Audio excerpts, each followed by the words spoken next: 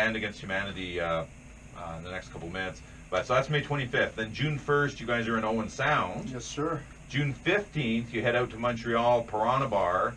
And then June 28th, back home for you at the Bovine in Toronto. So, have you played? You obviously played the Bovine a bunch. Played the Bovine. And you played Piranha. That was your first trip. That was my first trip ever to Montreal. Right, I've never been there prior to that gig. So, and that was last year. You guys went out and played there. So, and tell us about how does a band from Toronto who's playing local gigs, boom? How do you end up with a gig in Montreal, and what was that like? To be honest, I can't remember how we got the thing. I know. Well, I just remember Everett said, "Yeah, we're gonna gig in Montreal this date." Yeah. Mark it down. All right. Did you not? Wasn't that was a Killer Dwarfs, wasn't it? Killer Dwarfs. Yes. Yeah. So that's a pretty big band. During the '90s and everything. Yeah. Yeah. Yeah. It was great opening up for them. A lot of people came out. It was fantastic. Yeah. Yeah. We've opened up for Finger 11 as well. That was back when we were Laugh at the Face. Oh, right. That was at the Mod Club. Okay. Yeah, that was a great gig. What was that? That must have been quite. Yeah. A lot of fun. Awesome gig. Yeah. A lot of fun. So, and how was did you guys from Montreal? Was it pretty much hop in the car, drive down, do the gig, come back, or did you have a little bit of time to hang out there? Yeah, we hung out because the gig was on Friday night. Okay. So Saturday we kind of hung out during the day, and then we had another show in Kingston that night. Oh, right on. So we had to hop back on the road, right? Hop back on the 401 and head out to Kingston. Yeah. And then you played there. We got to go up to Mont Royal and everything, right, on top, and see the nice overlook, and that was pretty cool. But and then you're back again. So June 15th, back in Montreal. Nice. Yeah. Love that city. Oh, that's great, and that's one of the places. I know a place I'd love to see you guys play. It's called the Foufounes Electriques. It's a classic bar in downtown Montreal. It's been around forever. It was known in the late 80s, early 90s. Right. It was the punk scene. It was the skinheads. It was, and this was the strictly musical skinhead type of atmosphere. It was just a very, in today's language we would say it was a very progressive for its time. But it was in my time back then, that was a freak show. Like that was like, okay, if you go past this part of St. Catherine Street, you better know what you're doing, because you don't just wander off there. Now, a lot of that was, I think legend and just, built up. Hearsay, and that's now it's more safety, I guess. Well, it's like New York City, right? Yeah. Somebody say during the 80s, 70s was like freaky to walk in the New York City streets. That I was there in 2014. I didn't have any problem. Now it's very clean. But someone from, say, during the 80s, it was like quite dirty in the street. Like very different. Now it's more clean in Manhattan. It's more clean right now. That's what the people say. Yeah, no, I haven't been. I've only been once or twice in Manhattan, but I think it's the same thing as back in the day. It was it was just different. You just needed to know what you were up to, and you didn't just how to get around, how to interact with them. Exactly, and I mean. Still very valuable. How you talk to people, it's still very valuable today. Oh, absolutely. The Foufounes is sort of it looked like it was going to die off, and then it reinvented itself, and it's just stuck around, and it's become this not a multi-purpose place, but a multi-genre place. But it's still always kept its and I'm trying to think of the right word, extreme, but I mean that in a positive connotation. Just they push the boundaries a little bit of their music.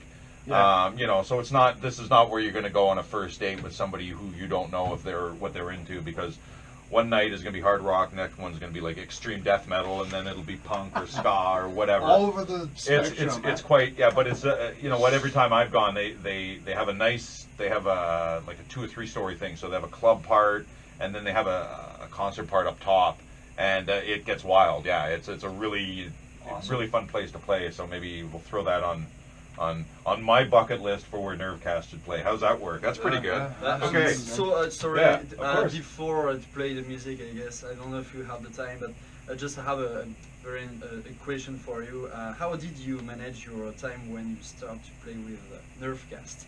And between school and stuff like that? And work. Because that's my I'm getting interested in this, because Time management, eh? Yeah, time management. Well, I get this question all the time, you know. People Okay. that always ask, like, yeah, do you ever sleep at night? The answer is... Sorry, it's a very formal question, because it's like very... No, that's good. Yeah, I mean, I always like to keep busy, right? I've always have. Yeah. You know, you gotta... You get out of what you put into it, right? You don't get you don't get nothing for nothing, right? You gotta put effort into it. And that's something that I've realized early on, right? So to make things happen, you just gotta get out and do it, and you gotta make sacrifices sometimes, right? Yes. You gotta prioritize what's important in your life, right? Yeah. You just think, okay, here I am. This is where I am now. This is where I want to be in 5 years, right? Now, what do I have to do to reach that goal in 5 years, right? Yeah. Well, okay, if I got to make sacrifices here or there or come up short here, then that's what you got to do, right? You know, but yeah, to you know, the time management and prioritizing, yeah, you just kind of try to buckle down with the schoolwork, get it done ahead of time, and you know, on the work terms, I like to study, you know, what's being taught the next semester, the upcoming semester ahead of time, right? So once you get to class, you already kind of know what's going on, right? It's just like how I did that victory lap with the co-op term, right? Prior to going to school, I already knew some information, right? I was going to be taught because having done that co-op term, right? So you try to plan ahead with things, right? Yeah. Plan ahead, plan adequately for it, and just be proactive, right? Yeah. Get stuff done. It's inspiring. It's very inspiring. Yeah, just that's stick to good. what's real too, right? I think more you do, more you manage your time, I guess. Yeah. Because you're like, don't waste your time for things. Don't waste your time for, you know, don't get preoccupied, right? On the stupid things, right? Because there's all kinds of distractions, you know. People distract you, you know. You gotta ditch your zero. The zero is to become a hero, as they say. You know, because there's a good saying my grandfather, my mom's, or my great-grandfather, said to my mother back home in Jamaica. He said, you know, you show me your company, I'll tell you who you are. The people you keep around you, right? Your friends. You know, because that is a reflection of you as a person. Because why would you hang out with these people if you don't have the same mindset or values, right? You know what I mean? Right? And you got to be careful of, you know, who you associate with and whatnot, right? You want to be with good people, right? Yeah. Be with good people. Yeah. Right? Who want to achieve things and... That's right. You know, great attitude, great spirits. That's what you want to be with. You know, Yeah. You don't want to be with downers, right? People, Yeah. Surround yourself with positive energy, right? That's how you uplift yourself and you uplift others along the way, right? People see you doing great things, they want to do great things too, and then other people see them doing great things, so they want to do great Some things too. people can suck your energy. Yeah. That's it. That's it. Right? That's just keep it real, right? Everywhere is like this.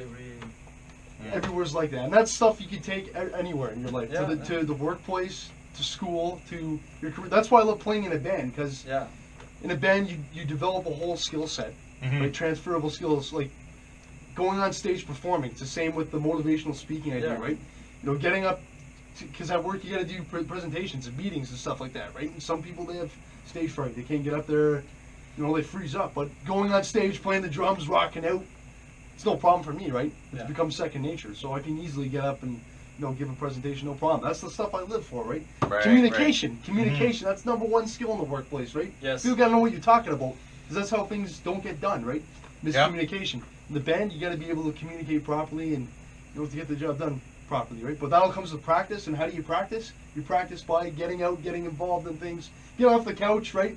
Get off Facebook, the social media. Get out and just experience it for yourself, right? Yeah. And you learn by doing. Like I said, that's why I love co-op so much. Yeah. Co-op, definitely, it's got to be pushed more in the school system. Push that more in the high school you're out there, man. You're helping out it, right? That's. But you know, thanks for the great answer. Like, No, absolutely. My pleasure. My pleasure. And no, I know. See, I guess we really weren't kidding when we said we could do hours and hours, because I think we've just scratched the surface. Another show. So I think maybe, I know. I know. So maybe that's something to throw on our schedule, and you can have 3 hours. We can. Yeah, I think we actually look at it. Kevin Hiebert The morning. Yeah, absolutely. There you go. So let's send it on out. We've got Frontline Forward coming up in just a few minutes here on CKWR 98 FM 98.5. So let's go out with Humanity, which is the first single from Band Against Humanity. They are playing with Nervecast in Oshawa, May 29th. Matthew Humphreys, thank you very much, sir. Oh, thank you.